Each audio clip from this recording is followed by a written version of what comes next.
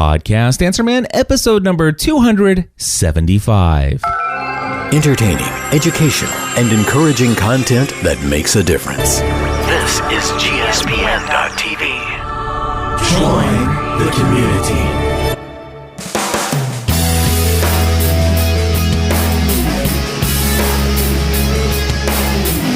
Well, hello everybody, and welcome back to another episode of the Podcast Answer Man.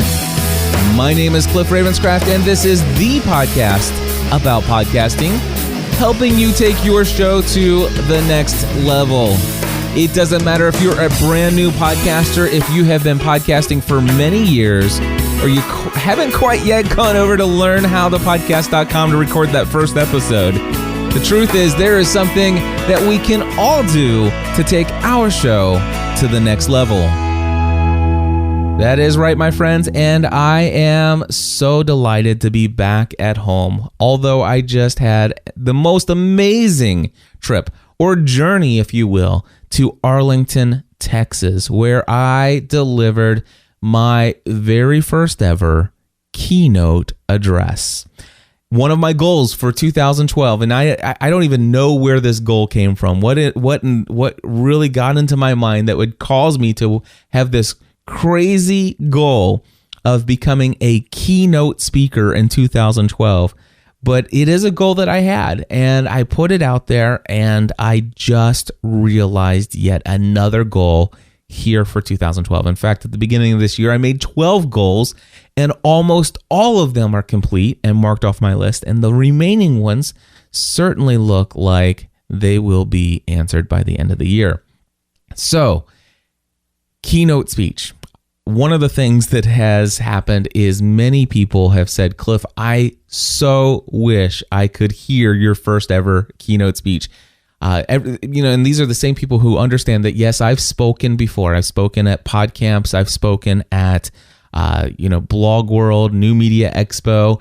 I have actually spent several years in my previous ministry experience preaching in front of groups of people. But never before have I ever gotten in front of an entire conference full of people where I am delivering the very first talk, the keynote address that is meant to set the tone for an entire conference. And I was very nervous about this opportunity, especially given the fact that I was a Christian, not Catholic, but Christian, a Protestant Christian who is giving a keynote address for a Catholic new media conference.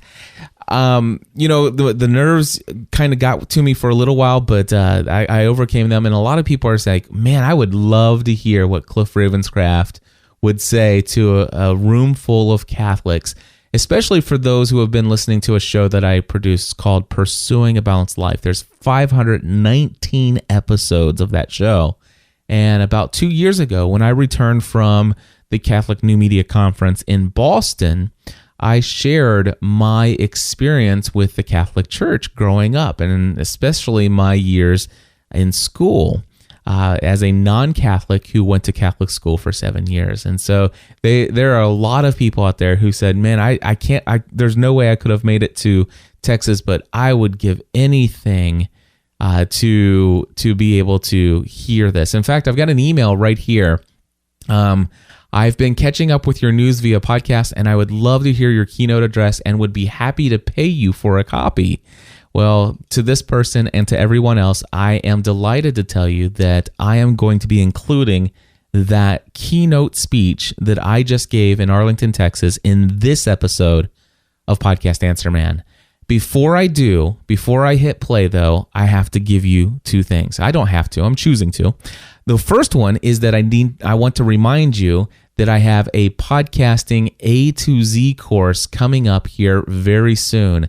And in fact, that is going to start on Monday, September 24th, and will run through Friday, October 19th. It is my 4-week training program, and if you have not heard about this, if you have not yet gone to podcastingatoz.com, please do it today. Go to podcastingatoz.com keynote.com. My 4-week training program is the best way to get your podcast up and running successfully. And for those of you who already have an existing podcast but would really love the idea of having unlimited access to ask me any questions over a 4-week period of time, including the participation in 4 online group coaching calls that take no less than 1 hour and can last up to 2 or 3 hours until I answer all the questions that are there.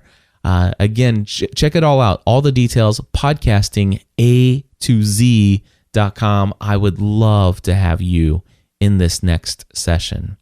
And of course, the other thing that I want to mention before I click play on this keynote speech that I'm about ready to allow you to listen to is a warning. It is a very faith-based talk. It is a Christian talk. It is something that I want to let you know that it is about my Christian faith. I was invited to come talk to Catholic Christians about how they can evangelize the world through new media. And so if that might be something that is offensive to you, you may want to just check out and tune in to episode 276 next week. I've already got some wonderful things planned for that episode.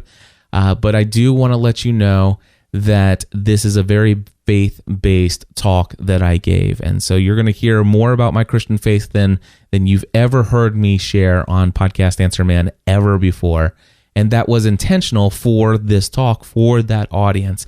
And I just want to let you know about that. But I think that this message is applicable for even those of you who may not be trying to share your faith with the world. But I think the same principle applies to those who have this ulterior motive or an agenda to make money from your podcast. And so just like Christians sometimes approach new media with how can I convert the lost, where some of the other people is how can I convert this content into dollars in my pocket.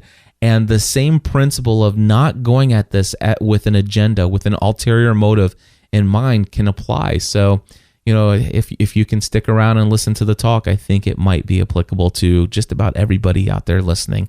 Anyway, I hope that you enjoy this talk. I'll be back again next week with a regular full episode of Podcast Answer Man where I have lots of wonderful things to share with you guys. But without any further ado, here is my keynote address that I gave for the Catholic New Media Conference 2012 in Arlington, Texas.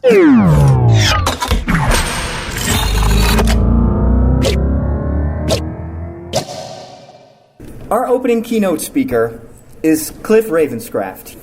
He is one of the people that started podcasting and using digital audio right at the same time that we at SQPN were starting to use that medium. And in those years, we've helped each other grow. We've seen how that bit by bit, all this new media was changing our lives and it was changing the lives of our audiences. Right now, he is known as the Podcast Answer Man. He is the international authority when it comes to podcasting. And so he does a lot of talks and workshops and webinars about the technical aspects of how to get your podcast started, how to, what technology, how to configure your mixer, which knobs to turn and which buttons to push. But today I've invited him to speak not about all those technicalities. I want you to listen to Cliff Ravenscraft because he's been one of the most inspiring friends in my life when it comes to new media. And I want him to talk to us about exactly the main theme of our conference, marketing your message in this new evangelization that we're called to. How do we do that? And Cliff is so much more than a podcaster. He's a Christian, and for him it's very important that faith is part of what you do. It's part of who you are. However, the way in which we bring that message of faith to our audiences, that is a whole different question. How do we do that so that it works, so that people won't be turned away, or that is the kind of stuff that he's going to talk about. Now, I'm not going to spoil everything. He's been working very late last night. He told me this morning he only had 2 hours of sleep. That's how dedicated this man is. So he stayed up almost all night long for you to bring you the best opening keynote of his life. That's right. And so welcome him with a warm applause, my good friend Cliff Ravenscraft.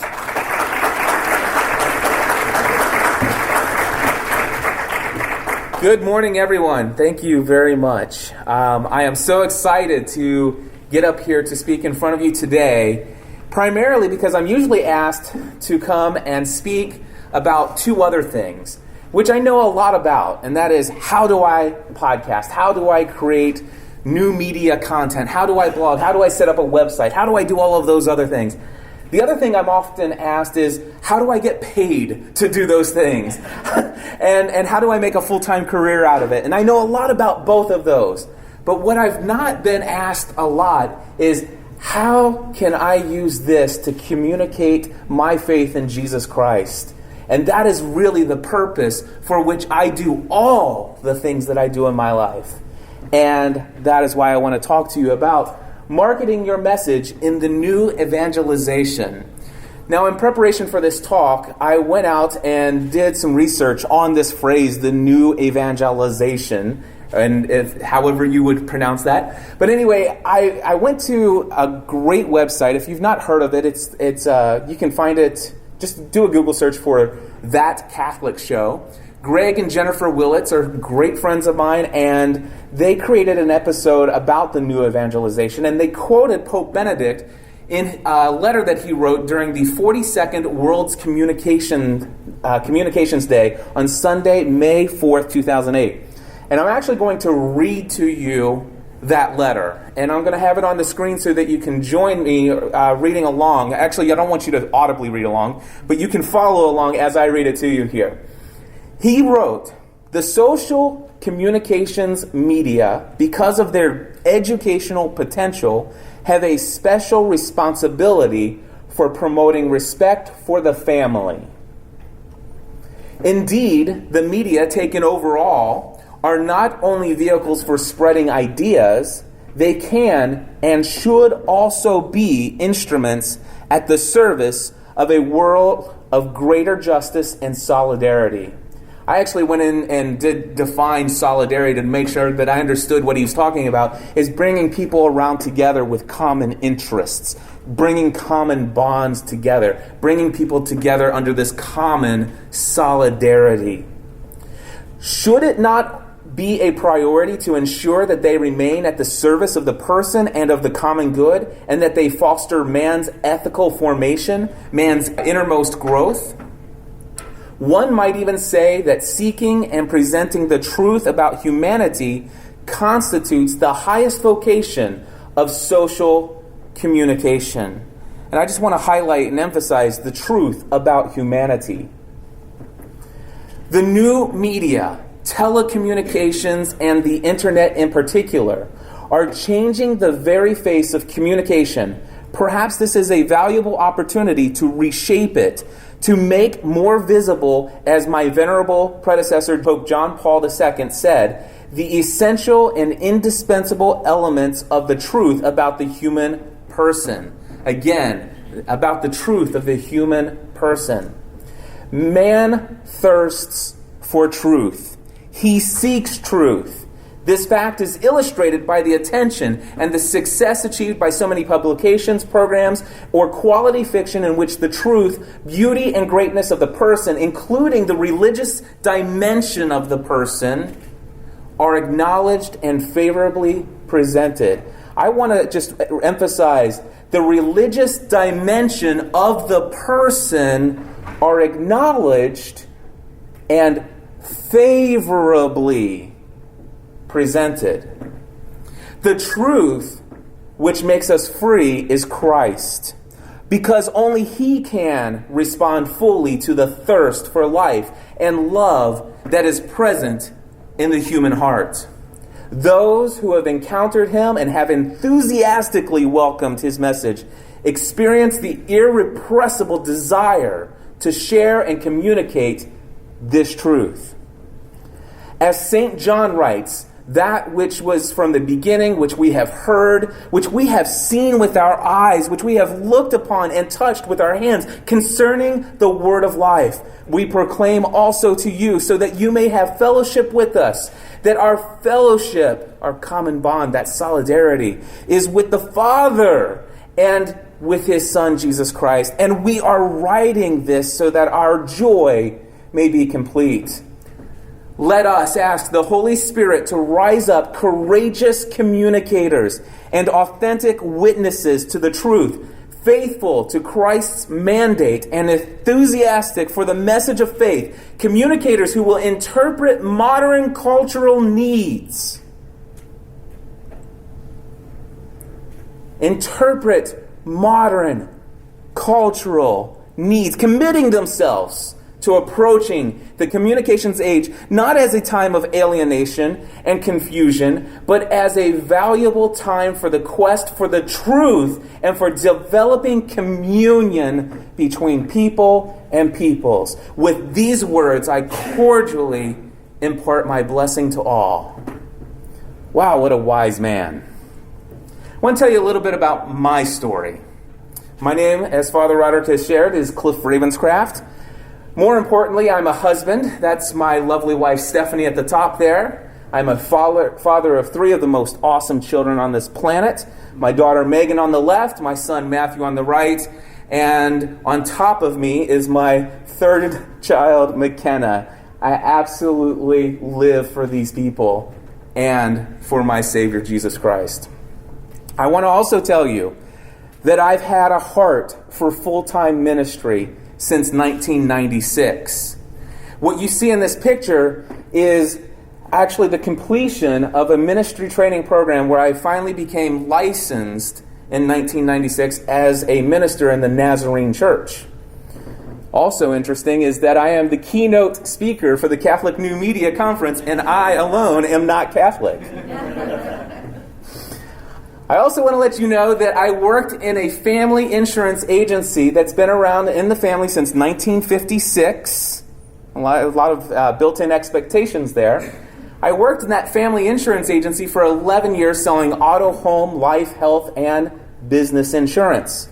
I also want to tell you that I was extremely successful financially in that career, with promise of an amazing future financially.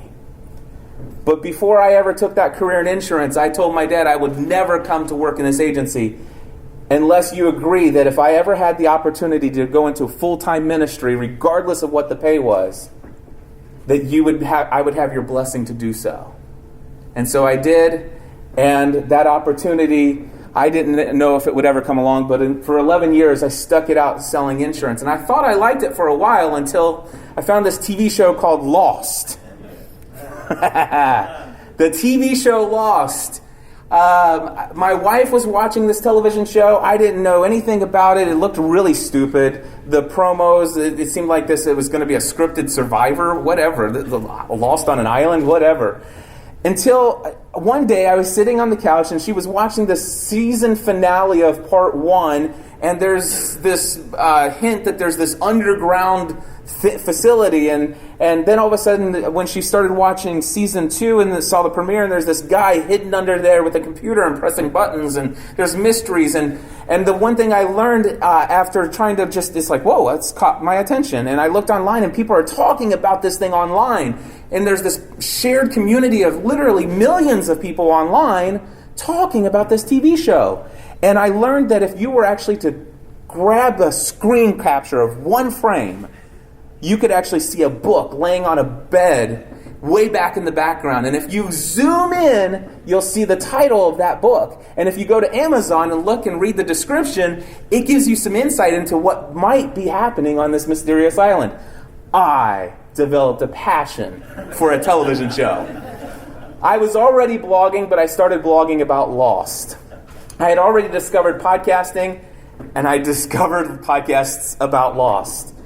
Eventually, I was listening to podcasts about technology. I was listening to podcasts about faith. I was listening to podcasts about Lost. And I decided one day, after many people suggested that I should give it a shot myself, and I launched my very first podcast called Generally Speaking, because I couldn't decide whether or not I wanted to talk about lost, technology, or faith. So I figured I'd create a podcast where I talk about everything. Bad idea. Because what I found is the first episode I talked about lost, and everybody says, well, you just dump the technology and faith bit. All we want to hear is what you're learning about this television show Lost. So what do? I created a podcast about Lost. That's what I do. And by the third episode, I have thousands of subscribers. Me, an insurance agent in Northern Kentucky, has thousands of people who are listening to my every word. The television show Lost brought in a faith element. It had a character that was supposedly a Catholic priest who actually misquoted a scripture. And I brought out, and it's like, well, that scripture actually says this, but maybe that means this, this, and this. And I wasn't approaching this show from a faith aspect and how can I use this to affirm the faith and teach people about Jesus through my podcast. No. But guys, I was totally into this secular television show, and I loved it for what it was. All right, I was passionate about the show, and that's why I was creating the content. And the only reason I talked about any element of faith in that podcast from the second episode on was because the show brought it up. And so I talked about it when the show brought it up, and when it wasn't brought up, I did not talk about it. However, this happened. The emails.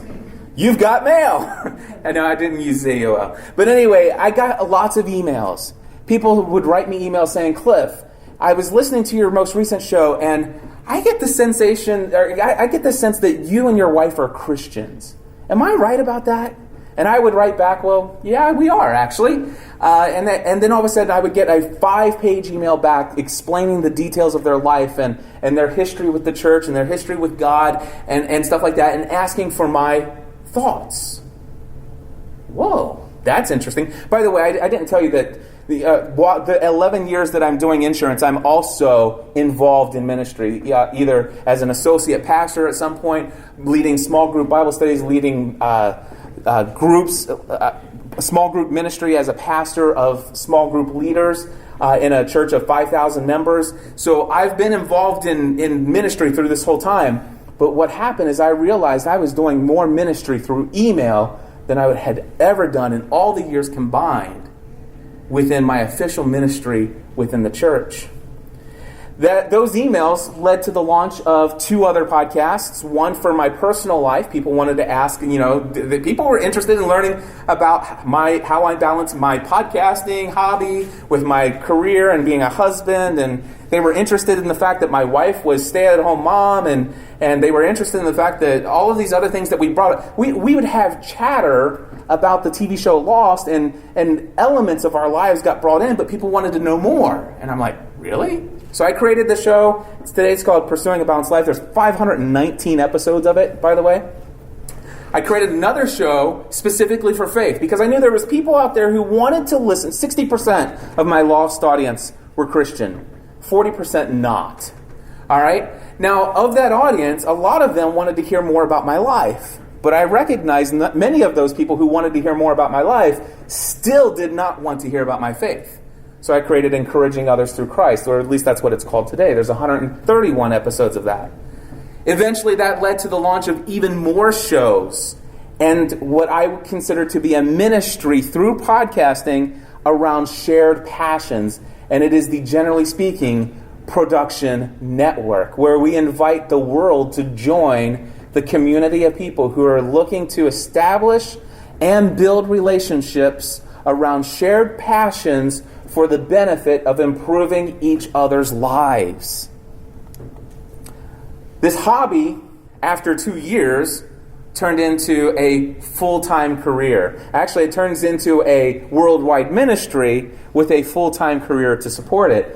And to do that, I am actually a consultant and coach and teach people how to do much of the things that I've already talked to you about through podcastanswerman.com. So, enough about me. Well, there'll be more about me because I like talking about me. 519 episodes of Pursuing a Balanced Life. I like talking about me a lot. So I hope that doesn't bother you. Anyway, examples of some of the impact that my wife and I and some of the other people who create content with our network, I want to give you an idea of some of the impact that we've had up to this point. We have people who have reported to us, and I'm not just saying, a handful. I'm talking 100 plus people who have sent in their letters and emails saying, because of the story you shared 5 years ago about how you're almost debt-free and how you did that through this Dave Ramsey program, I want to let you know that today, before we call Dave Ramsey and tell him we're debt-free, we wanted to tell you first. All right? I've had people who have written to us and said, because of that 5-part series, the 5 threats to marital oneness that you did in your Family from the Heart podcast, I want to tell you that I had separated from my wife and I've gone back to her and we are reconciling our marriage and we're moving forward. And it was because I was inspired by what you and your wife shared. We have had people a countless number of people who have written and says, I am returning to God as a result of the content that you have created. I have one letter that I can't give you any details about, but somebody within my community who decided to cancel their plans for suicide as the result of our content. I want to play for you 2 audio testimonials. Now, before I figured out this monetization thing, I used to have this thing called Plus membership where people could contribute financially to support the content and all of this other stuff. You see Jenny, she is the mom in this picture, and you'll see that she has 2 children. Just recognize the 2 audio testimonials that I'm about to play for you were from 2008. She has 2 children now instead of 1, but listen to this. Hi, my name is Jenny, and I'm from Rochester, New York. I'm a mother of a young son, and I work full-time, and I spend a lot of time listening to GSPN podcasts. I started listening because I was into Lost, and I was looking for Lost podcasts. And I can't believe what I found in GSPN and just the inspiration and sense of community that I feel by listening to their podcast. I really feel connected to Cliff and Stephanie, and it's really important to me, and I think it's changing my life. It's inspiring me to live better, and I'm just so thankful for all that they do, and that's why I'm a Plus member, and I'm really proud of that fact. This is Anna-Sophie Reinhardt, and she is currently in Switzerland. She was originally from Germany. I will tell you just briefly a little bit about her. She suffered some very serious things, traumatic events early in her life, and in her teens, she had come to a place where she was anorexic, and I don't know the name, but she would not interact with people. She would not leave the house. She was very much in her own shell.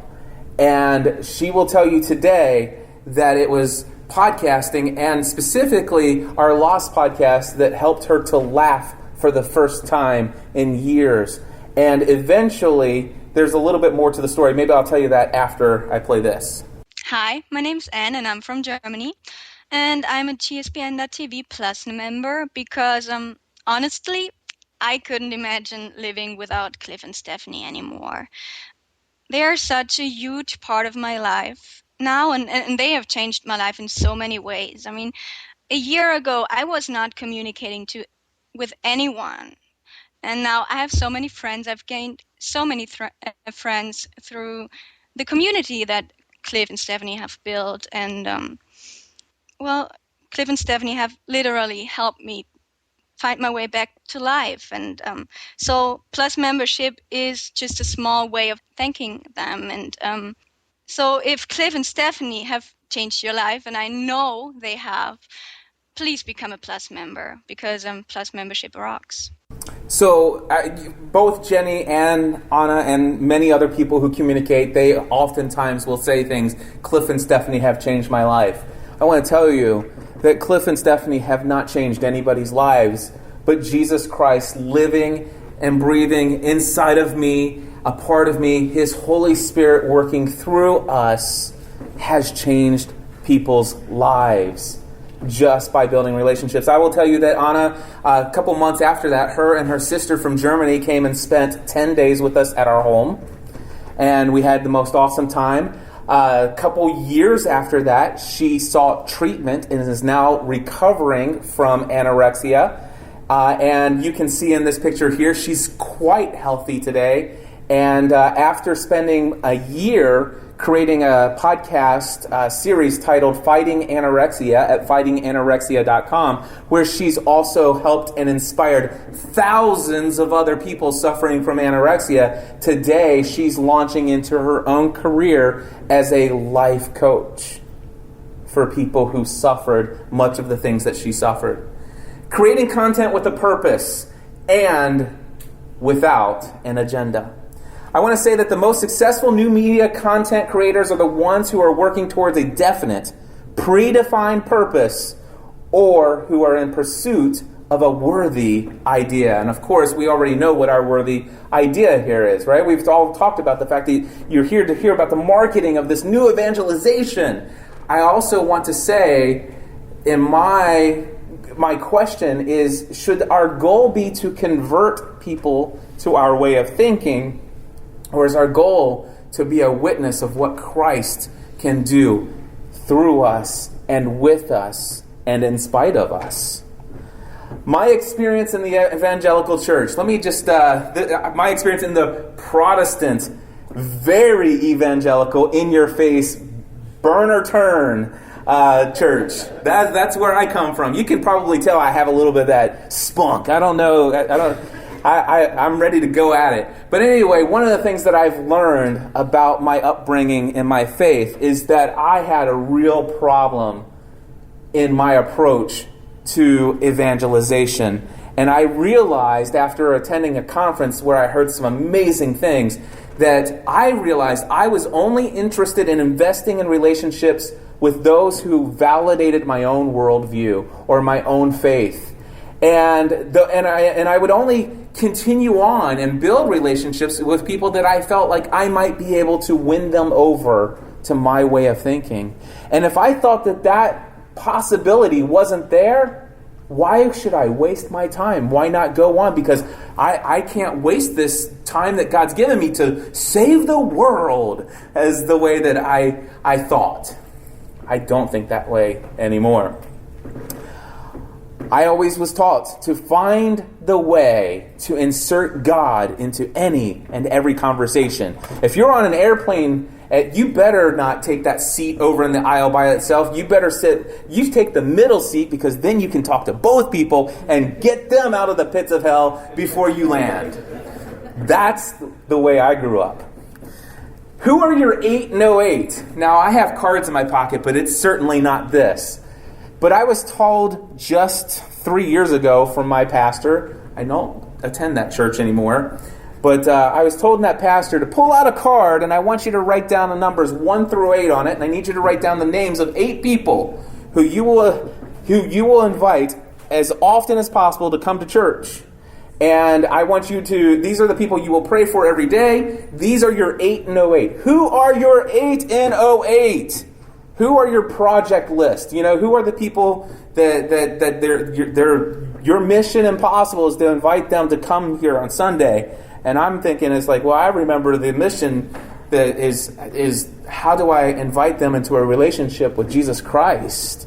And where's that on my 808? So the problem that I had was with agendas and ulterior motives. I had them. I realized it. But then what changed my life and my ministry and the way that I approach everything was this quote: people do not care what you know, they don't care how much proof you have, and they do not care what you have to say until they know for a fact that you like them. I'll say that one more time. People do not care what you have to say until they know for a fact that you like them. It's amazing. I want to give you an example of this from Twitter. Will is a guy who listens to my podcasts, listens to several of them. Can you guys imagine me creating any content where no matter what I'm talking about, that my faith might come out somewhere, it might just leak out into a conversation? Well, Podcast Answer Man, over 300 episodes. Guess what? Yeah, I've probably talked about faith in 300 or so of them, right? Will tweets this out. Hey, I was loving the latest episode, and I've blotted out the name of the podcast, by so-and-so, because it was recommended by Cliff Ravenscraft. And I was really loving this podcast until he started talking about God /unsubscribed. What? I saw this, and I know the person who it is, and I'm like, I did recommend it on Podcast Answer Man. And I have enough influence with this guy. He's listening to Podcast Answer Man so often that he would listen to it, and I have enough influence that he would take my recommendation and go and listen to this podcast. All right? That I don't know if you guys know, but that takes a lot to have that kind of relationship. So this guy hasn't just listened to me once. He's listened to me enough. And I know for a fact, if you listen to me for 5 episodes, my faith has come out in a conversation somewhere. All right? But here's the thing. Why is it that he unsubscribed? Let's take a look at an email that was sent to a client of mine. This client, by the way, his name is Dan Miller. He's the author of the book 48 Days to the Work You Love. Great guy. Absolutely love this man. And he shared this email with me. He got from a listener. He says, I would like to say thank you. This is from a listener of his to Dan Miller. I would like to say thank you. In one of your first podcasts, you mentioned your faith. My first thought was, oh, great. And I nearly shut off the podcast. But then you spoke about your sensitivity to non-believing people, which I really appreciated. I've since learned that you do not hide your faith, but you don't push it on others. And I deeply respect you for that. Too often, Christians who openly profess their faith are oftentimes the worst ambassadors for Christ. It's a big reason why I left the church. But you are a shining counterexample. I am glad I continued listening, and now I'm a huge fan and a regular listener. Please continue the excellent work. Do you know what regular listener means to Dan Miller? That's 48 minutes every single week. Dan Miller is having a practical influence in this guy's life. And Dan Miller is often speaking about his faith, but not pushing it on people. I want to share with you my mission statement. I talked about podcasting with a purpose, but without an agenda. Here's my mission statement. My mission is to dedicate my life to entertaining, educating, encouraging, and inspiring others. To share my passions and experiences in life in an authentic and transparent way that inspires others to make positive changes in their lives. Do you see that it doesn't say my goal is to convert people to Christ? However, it does say I want to be known as a follower of Jesus who authentically attempts to live out my faith, though I may fail miserably at times, oftentimes in front of the microphone, in a way that engages popular culture without turning others off. I want to always be prepared to give a reason for the hope that I have and to be ready to do so with gentleness and respect. What type of content should I create? I'm going to go into consultant mode now, okay? Because we're talking about you're going to market you're going to market your message of the new evangelization, right? So what kind of content do you want to create? Well, here's the one thing. Is it possible to reach others for Christ without creating content that is focused on faith? And the answer is yes. Number 2, how is faith communicated? I look through scriptures and I see this constant call to be a witness of what we have learned, of what we have heard, to live it out, to do all of the one another's of Scripture, to do those things, to live it, not just to speak it and teach it and tell other people how to live their lives, to speak it from the heart, but not from this place of authority over you. So, I did how I almost converted to Catholicism after my last experience with CNMC. So a couple years ago, CNMC was in Boston, and I've had a relationship with Father Roderick for many years, and he's one of my best friends in the world, and I thank God for him every day. And not every day. Most days when I think of him, I thank God for him. Not that there's ever a day I don't say, and you get the idea. I'm just saying I don't think about him every day. there's sometimes when he goes on vacation for 3 weeks to Greece and doesn't put out a podcast, and he's not at top of mind. Anyway, you get the idea. But I went to CNMC, and through Father Roderick, through Greg and Jennifer Willits and their Catholics, actually no, it was originally their Clothless podcast, The Rosary Army. I listened to that all the time because I loved it, and because they lived out exactly everything I'm talking about here today. And Father Roderick lives that out in all of his content as well. And I'm drawn to those people. And the one thing that I've developed is I've developed a friendship. I know that they like me. I know for a fact that they like me. And therefore, I will tell you, Father Roderick has a great amount of influence in my life. Greg and Jennifer Willits have a great amount of influence in my life. And so many people from SQPN in this community that I benefit from through my relation with Father Roderick, so many of these people from the Catholic, from SQPN and the CNMC in Boston, they were so welcoming. And when I went there, I knew that they liked me.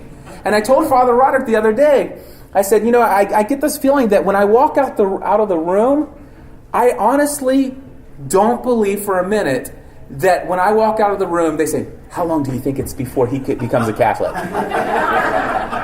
Now, I'm told that Greg Willits told me that I'm wrong. But I think he was joking.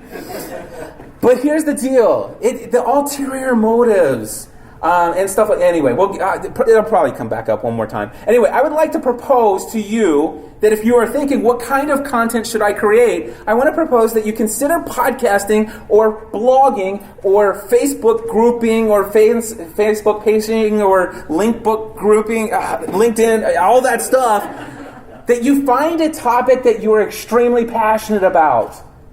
Don't feel like it has to be your faith. Find something interesting. And the question I'm often asked next is, well, don't I have to be an expert on that topic? No, you don't. All you have to do is have transparency and authenticity. Okay? I will tell you, when I created Podcast Answer Man, there's over 300, what is it? Is it 340 some odd episodes? I don't even know these days where I'm at on Podcast Answer Man. But episode 1, I said, hey guys, my name's Cliff Ravenscraft. I'm going to create this podcast because one day down the road, maybe 5 or 10 years, I'd love to be a podcast consultant full time. Little did I know it would happen within a year. It's like maybe one day this would be a dream of mine. But I want to just say I've only been podcasting for a year. I don't know everything, but I am calling myself the Podcast Answer Man. It's not because I have all the answers, because I don't. In fact, I'm creating this podcast not just for you, but also for my own selfish benefit. Because if you ask questions that I didn't think to ask, my responsibility is I want to go find the answers, and I'm going to share them with you, but I'm going to benefit in the process. So if I have ulterior motives, that's the ulterior motive. But I'll tell you what, Podcast Answer Man leads more people to Christ than many... No. The Holy Spirit working through me reaches people's hearts, but you understand what I'm saying. Ministry's happening through Podcast Answer Man. But it's the passion for podcasting why I chose it. I was not... now, the thing is I am an expert in podcasting today. I'm not being arrogant, but I do believe that if the topic of podcasting were to come up on any continent on this earth, 9 times out of 10, if the question, how do you podcast, comes up, my name will come up. I have done that over the course of the last 5 years. Do I need large numbers to be successful in the new evangelization? The biggest thing that I regret about my journey in podcasting and my content creation is the fact that by the 3rd episode I had thousands of subscribers. I hate it. And the reason why is because I can't be an example to you guys of writing it out, slow measured growth. Because here's what Jesus said. I tell you that in the same way that there will be more rejoicing in heaven over one sinner who repents than over 99 righteous persons who do not need to repent. My friends, as a podcast consultant, I will not let you pay me money if you come to me and say, Cliff, I've been podcasting for 9 months and I only have 200 subscribers to my podcast. Can you help me? I will not let you give me a dime. Instead, I'm going to give you some quick rapid-fire tips in a podcast. and I'm going to give you some quick rapid-fire tips today. And if I can do that in 10 minutes and 47 seconds, it has got to be the Holy Spirit. So we're going quick rapid-fire. There is power when you have it. Your content has a niche focus, all right? The more narrow your focus, the more passionate your fan base will be. All right, and I use the term fan base lightly, and I hate that term, but your following, the people, your community, that's what I prefer. Your community will be more loyal, more engaged, the more focused it is. So I had a podcast on, it's virtualassistantpodcast.com. You can imagine, there was a period of time where I just learned about the benefits of having a virtual assistant, and I wanted to teach the world everything that I had benefited from, so I created 38 episodes, and guess what? I had people who said, wow, that's awesome. That's exactly the content I want. And I was able to share that. Focus on creating content about something that you are passionate about. I do not have time to tell you the story behind this, but man, is it awesome. HookedOnWoodenBoats.com. HookedOnWoodenBoats.com. But I will tell you, Dan Matson spent $900 to take my podcasting A to Z course. It's a 4-week course that I trained. He's like, I got all the equipment, I got the website, all set up, but I need to get my header. Here's the thing, I haven't decided what I'm going to podcast about. Here I am telling you the whole thing. There's no way I'm going to get this done. Anyway, so double speed. Basically, he says, I'm either going to do small business coaching, I'm going to do personal finance coaching, one of those two things, and here's all the reasons why I think it's a great idea. And then I read it and I said, you know what, the one thing I don't see there is the word passion anywhere. Do you have a passion for it? And he goes, oh, by the way, I hate my job. And I hate all those things. I said, do the world a favor and don't create a podcast about it. I said, what do you like? He says, well, I like biking and wooden boots. And I'm like, what? And by the way, this is all happening through textual exchange in an online forum.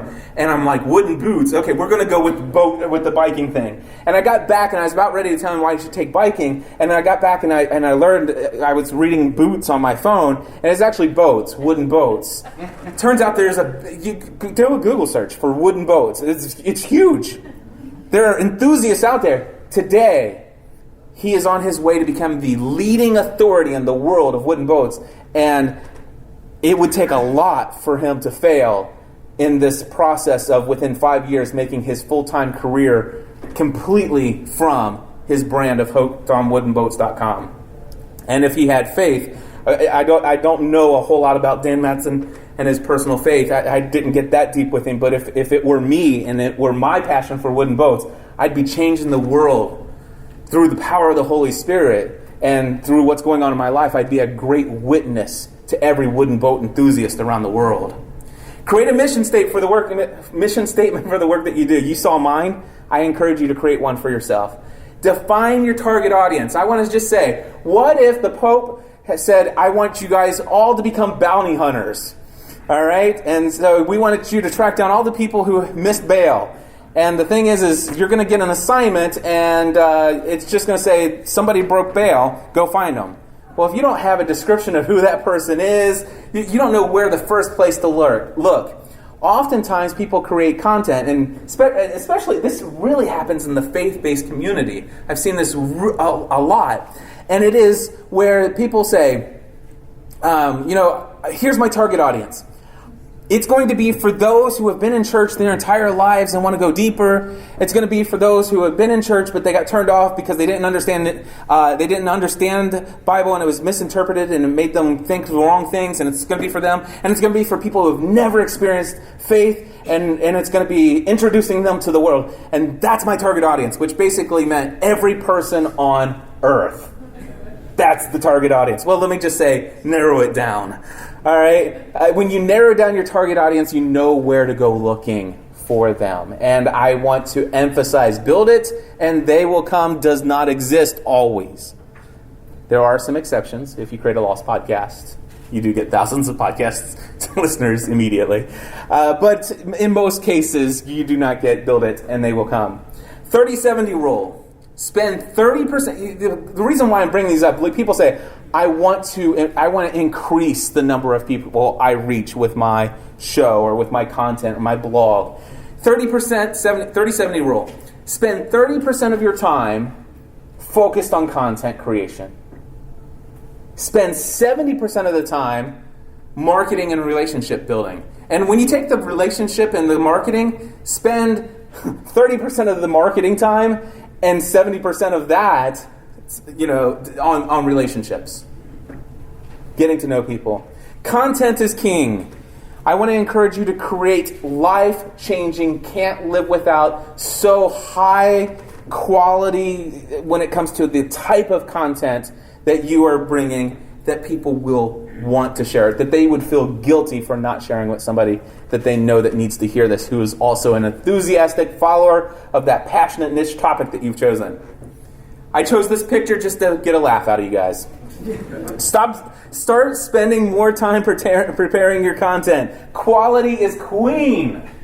All right, so content is king, but if your content is great, but your quality, if you're blogging and you've never spell checked, that can be a problem. If you're podcasting and it doesn't sound great, it could hinder you getting the word out and the shareability of your stuff. So quality is queen. Don't be boring. Seriously, I mean, enough said, right? All right, just don't be boring. People come to me and say, so I get those things. Cliff, I only have blah, blah, blah, blah, blah. And I go and I click through. I always click through the email, and I click through it, and it's like, whoa, I understand why. Some of the time, it's really boring stuff. So here's the other one. Keep it positive. The world is seeking truth, and the world is seeking hope. Give them hope.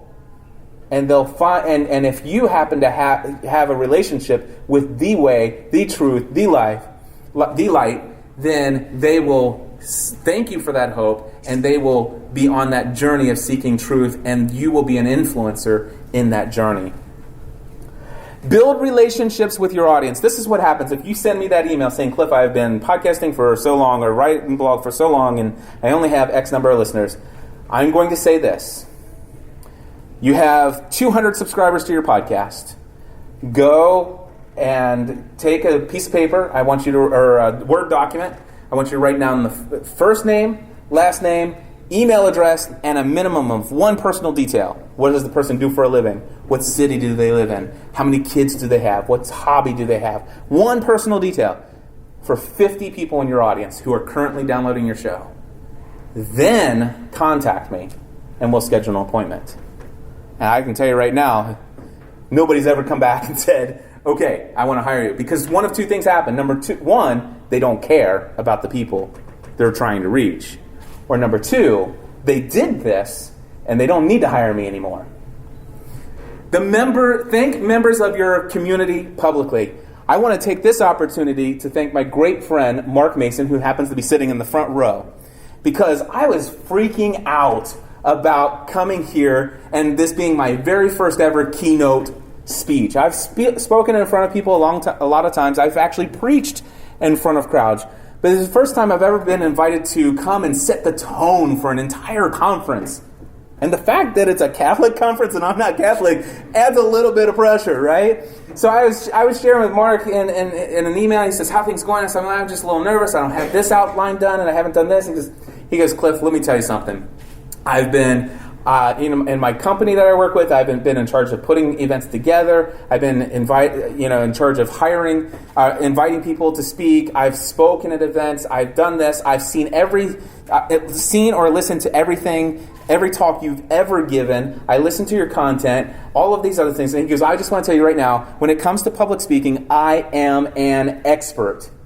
And he says, Cliff, you could go there and just talk about your flight from Cincinnati to Dallas-Fort Worth, and you'll knock them dead. And that gave me so much relief and peace and encouragement that it's like, wow. And so I actually considered just telling you about my flight from Cincinnati to Dallas. But I just want to say all of that to say thank you, Mark Mason. And if we can all give him a round of applause for being an encourager. Thank you. Do that, by the way. Thank your community publicly. Establish meaningful relationships with other content creators in your niche. Father Roderick and all of these, you always have to remember everything. Forget the ulterior motives. But if you just do these things because you really believe that you can cooperatively do great things together. So many wonderful things have come out of my relationship with Father Roderick and other content creators in my niche. Don't see them as your competitors, although when you reach out to some of them, they will see you that way, and you just have to move on to the next. But I do want to encourage you to establish meaningful relationships with other content creators. Choose keyword-rich titles. This is including your blog posts, your topic headings within your blog posts. This means the name of your podcast episodes. This includes the name of your brand. Don't try to be clever with some kind of, putting 4 words together that mean nothing to you, to anyone but you. But when I create Podcast Answer Man, what do you guys think that's about? When you think Virtual Assistant Podcast, what do you think that's about? When you hear Twilight Saga Podcast, and yes, I have a Twilight Saga podcast, what do you think that's about? Be boring with your titles, but don't be boring with your content. All right, make yourself newsworthy. I obviously don't have time to tell you about this picture, but it's the same person you've seen before, Anna Sophie Reinhardt, who has had a documentary on television about her. This is a news magazine article about her and her brand, and that's all happened within 2 or 3 weeks, or maybe it might have been a month, of her listening to the episode that can be found at podcastanswerman.com/newsworthy. It's all about how to get into traditional media, television, radio, magazines, all of those other things, so that those people can promote you and your brand. Interview others. Man, I wish I could tell you the story behind this. If you're writing down notes, podcastanswerman.com/Leo interview, Leo interview. I can't begin to tell you how much I benefit from actually interviewing others, bringing their expertise, and also many times they will promote the fact that they were on your show. Accept interview requests from other people. Eric Fisher recently interviewed me for his show, and he says, hey, everybody on Twitter and Facebook and LinkedIn and Google Plus and all the other places that exist on this world, I've spent years developing a relationship of influence, and I just want to tell you that my interview with the podcast answer man Cliff Ravenscraft at GSPN is now online. Here it is. So he's introducing people to me over and over and over again. That happens all the time. Use social media networks to build relationships. Don't use them to just, quote-unquote, get links back to your site. That's what you hear in a lot of conferences. Use them to build relationships. Spend more time reading the timeline than posting to others. Spend more time commenting on other people's posts than you do posting your own. Speak at events where your target audience exists. All right? And creating mailing lists. And here's the thing. In the world of blogging and podcasting and all this other stuff, people will think about you, they love you and stuff like that. Things happen in their life. For some reason, they get out of the habit of listening to your podcast or reading your blog, and one thing leads to another, and the next thing they know, they haven't thought about you for 3 months. But if at one point they cared about you so much that they gave you their email address, then guess what? They do want to hear from you, and so you can reach out to them and be at top of mind again. Things to remember, here's the deal. Pope Benedict calls the Catholic Church to use social media communications to help aid people in their quest for the truth and for developing communion between persons and people of the world. You don't have to always be doing church work to do the work of the church. Build relationships around shared passions. Speak from your heart instead of a place of authority over people. It is possible to evangelize without an agenda or ulterior motive. It is all about the relationships. And Jesus said, one person matters. Thank you very much.